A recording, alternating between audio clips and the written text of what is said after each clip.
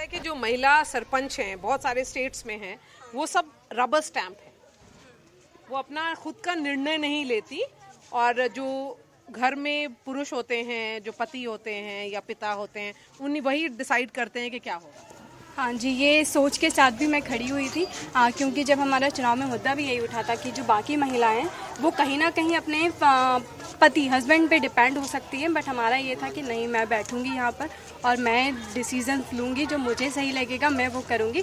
हाँ ज़रूर, ऐसा नहीं कि मैं मतलब मैं छोटी हूँ तो ऑब्वियसली मैं फैमिली वालों की बात तो सुनूंगी और उनका निर्णय भी मैं मानूंगी। तो ऐसा कि थोड़े डिसीजंस मैं उन पे भी रखती हूँ कि वो एक्सपीरियंस है, और थोड़े मैं अपने हिसाब से भी देखती हूँ कि एक यंग सरपंच लड़की चला रही है तो वो पंचायत को किस डिफरेंट वे में चला सकती है। तो क्या किया है आपने नया यही रहा है कि पहले यहाँ पे पंचायत खुली नहीं रहती थी, यहाँ पे पंचायत में ताला लगा हुआ रहता था, तो अब मैं बैठती हूँ यहाँ पे पूरी तरीके से और पंचायत को खुद से रन करती हूँ। साथ ही महिलाएं अब ज़्यादा बेहतर तरीके से आ पाती हैं, लीडर होकर अपनी बात कह पाती हैं। इस चुनाव में भाजपा भी महिलाओं के लिए बहुत सारे स्कीम्स की अनाउंसमेंट किया है उन्होंने। शिवराज सिंह चौहान ने पैसे भी ट्रांसफ़र करवाए हैं लाडली योजना में, लाडली बहना योजना में, और दूसरे तरफ कमलनाथ जी ने भी काफ़ी अनाउंसमेंट्स किए हैं।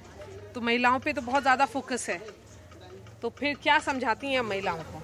देखिए, चुनाव में मुद्दा ही महिलाएं रहती हैं, हमेशा महिलाओं की तरफ आकर्षित करने के लिए नई नई योजनाएं लेकर आते हैं। वोट्स के लिए महिलाओं को एकत्रित कर रहे हैं, बाकी महिलाओं से आपका कोई लेना देना नहीं है। आप महिलाओं को आगे बढ़ाने के लिए नहीं कर रहे हैं, बल्कि आप अपने वोट गेन करके आप खुद आगे बढ़ना चाहते हैं, इसलिए कर रहे हैं। तो मेरी यही राय रहेगी कि महिलाओं को ये सोच समझ के उनको वोट देना चाहिए कि कौन सी पार्टी सचमुच हमें आगे बढ़ाना चाहती है या सिर्फ हमें एक वोट बैंक समझ के आगे बढ़ाना चाहती है।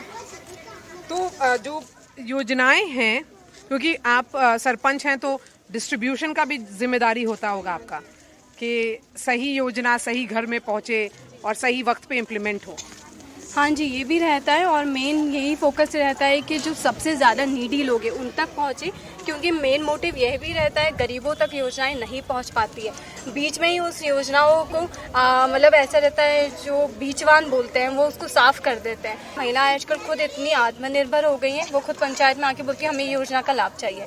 तो इससे ये पता चलता है कि महिलाएं इस बार सही लोगों को ही वोट देगी और सही तरीके से देंगे।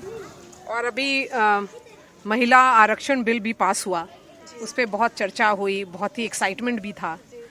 भाजपा बोल रही है कि पहली बार ये हुआ है, और बिल्कुल सही बोल रही है, क्योंकि वो पहली बार इस तरह का मौका मिलेगा, लेकिन महिलाओं को इंतज़ार करना पड़ेगा। हाँ जी, ये आरक्षण का रिजर्वेशन की वजह से मैं आज खुद यहाँ खड़ी हूँ, क्योंकि अगर फीमेल सीट नहीं आती तो मुझे नहीं लगता मेरी फैमिली वाले मुझे यहाँ खड़ा करते हैं। तो मेन रीज़न ये बहुत अच्छा है कि रिजर्वेशन दे रहे हैं महिलाओं को और महिलाओं को आगे बढ़ा रहे हैं, और कहीं ना कहीं महिलाएं आगे बढ़ भी रही हैं, वो खुद पार्टीज़ में आना चाह रही हैं, खुद इलेक्शंस लड़ना चाह रही हैं। तो अच्छा है, ये रिजर्वेशन आना बहुत अच्छी बात है।